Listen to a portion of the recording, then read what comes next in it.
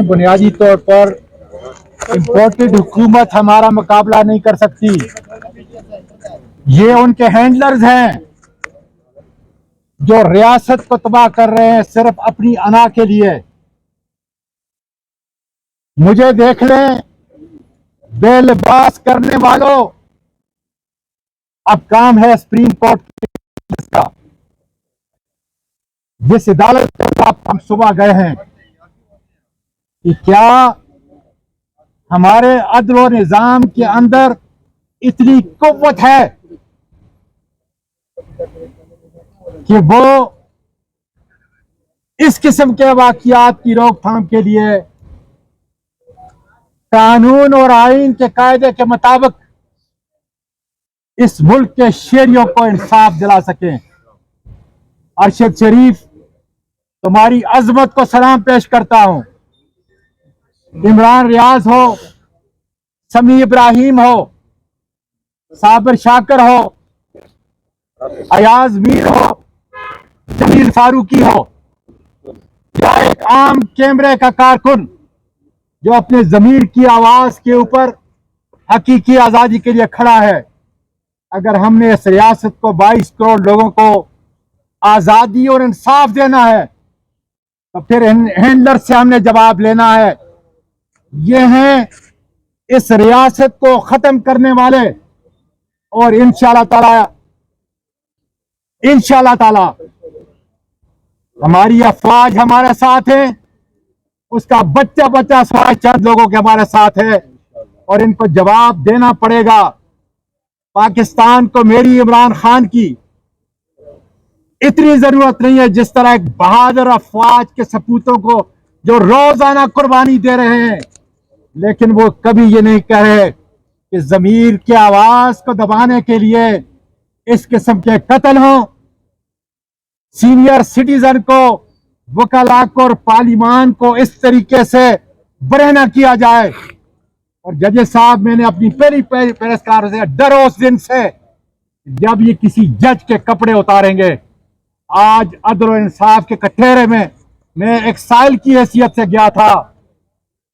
यकीन है मेरा दीन, मेरा आईन, मेरा कानून इस मुल्क को बचाने के लिए, इस मुल्क के शहरियों को बचाने के लिए, उनकी इज्जत को बचाने के लिए इंशाअल्लाह ताला आने वाले दिन के अंदर अपना फैसला करेंगे। सारी कौम पीटीआई के पीछे खड़ी है। पीटीआई की हुकूमत जो है 44 महीने रही, अब इनकी 36 किलोमीटर पे हुकूमत है। ये इस तरह हैंडल कर रहे हैं, इस तरह मामला को कर रहे हैं, तो फिर तहरीक इंसाफ की क़यादत में हुई ना जो अभी खान साहब ने बुलाया, अभी खान साहब ने बुलाया है 2 बजे इंशाअल्लाह ताला हम वहाँ हाजिर होंगे और उसके बाद फैसला करने वाले। अच्छा, जिन लोगों ने आप पर तशद्दुद किया, क्या समझते हैं उन्हीं लोगों ने शहीद किया? ये वक्त बताएगा जी, लेकिन ज़मीर की आवाज को, आजाद मीडिया और राज सहाफत को सलाम पेश करता हूँ कि ये आवाज इंशाअल्लाह ताला रुकेगी नहीं। इंशाअल्लाह मैं सलाम पेश करता हूँ अरशद शरीफ की वालदा को, जिसने 2 बेटे अपने कुर्बान कर दिए राय हक की खातिर। अरशद शरीफ एक बहादुर निडर सहाफ़ी था। हमारे जो है उसके साथ प्रोफेशनल रिलेशनशिप और ज़ाती दोस्ती भी थी, लेकिन एक रेयर ब्रीड है पाकिस्तान की सहाफ़त में जिसका नाम अरशद शरीफ है। वो एक निडर था, मौत उसका ताक़ब कर रही थी, पिछले 6 माह से ताक़ब कर रही थी, और आखिरकार उसने उसे आन लिया। अल्लाह मियाँ उसकी शहादत कबूल करे। और आपके लिए, सबके लिए लम्हा फ़िक्रिया है जिसमें दिन दिहाड़े सहाफ़ियों को, सेनेटर्स को, आम आवाम को वो इस तरह मौत और तज़लील की जा रही है। मेरा ख्याल है कि ये रियासत के लिए, इस मुल्क के लिए और हम शहरियों के लिए लम्हा फ़िक्रिया है कि हमें सोचने का मुकाम है कि ऐसा क्या हो गया इस मुल्क में कि आज से 6 महीने पहले सब कुछ ठीक था और 6 महीने बाद ये मुल्क जो है इसमें जंगल का कानून आ गया है। किसी की ज़िंदगी महफूज नहीं है। इस इस्लामाबाद में लोग महफूज नहीं हैं, दुनिया के बाहर महफूज नहीं हैं। हमारे सहाफ़ी, मेरा ख्याल है कि उनको भी अपना ख्याल करना चाहिए जो मुल्क से बाहर हैं। एक सहाफ़ी जो तमाम सहाफ़ियों का नाम लिया, साबिर शाकिर मुल्क से बाहर है, यहाँ पे जमील फारूकी है, यहाँ पे हमारे बोल के सीनियर एंकर जो है मौजूद हैं, यहाँ पे बाकी चैनल के एंकर मौजूद हैं। वो तमाम लोग अपना भी ख्याल रखें क्योंकि ये जालिमों की हुकूमत है, जुल्म का निज़ाम आ गया है पाकिस्तानियों इस जुल्म के निज़ाम के लिए आपने खड़ा होना है, वरना ये हम पे मुसल्लत है, ये जान नहीं छोड़ेंगे।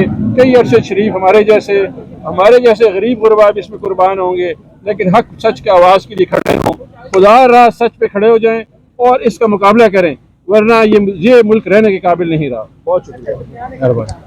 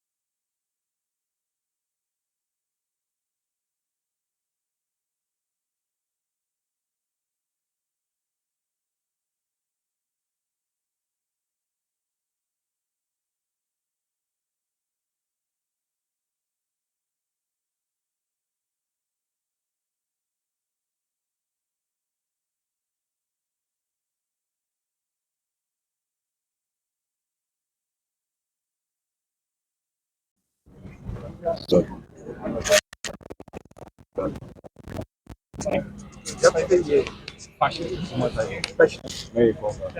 उसके बाद से यहाँ पर जो मीडिया पर दखल है, इस तरीके से चाइना सहाफ़ी जो माइक किसने पकड़ा है, फिर मीडिया के अलावा कोई इंस्टीट्यूशन नहीं पता।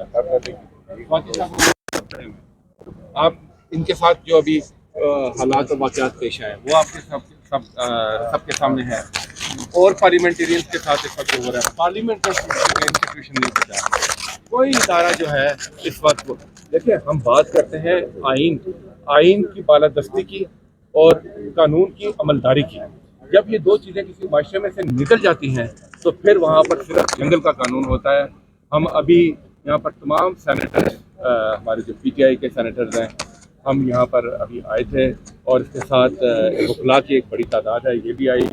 और जो हमारे दोस्त अर्शद शरीफ साहब हैं, उनकी वालदा से, उनकी अहलिया से हमने अफसोस का इजहार किया। ज़ाहिर है उनका गम तो बहुत ही बड़ा है, उसका इजाला नहीं हो सकता, मगर हम ये समझते हैं कि जो बेगुनाह खून है वो कभी रायगा नहीं।